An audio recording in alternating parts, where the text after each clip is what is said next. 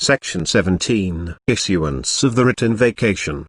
Although Chief Justice Rainsford denied the writ in Jenks' case, on the ground that it was the time of vacation, this is not the present law even in cases not affected by the Habeas Corpus Act, either in England or the United States, as we shall hereafter see. It has been questioned whether the decision arrived at in the Canadian prisoner's case would have been arrived at if unaided by the analogy of the statute. Mr. Amos attributes Lord Nottingham's refusal of the writ to an obviously wilful and corrupt denial of justice, a heartless want of sympathy for the personal liberty of the subject, aggravated by the circumstance that he had been himself one of Jenks' inquisitors in the dramatic examination above referred to, and which is given in full in 6 Coates State Trials, 1193. Lord Nottingham was undoubtedly one of the ablest judges who ever sat in any court of England, but notwithstanding his high reputation, his decision in Jenks' case was said by Lord Eldon to be unsupported by either principle or authority. Coke's powerful authority did not stand alone. Sir Matthew Hale,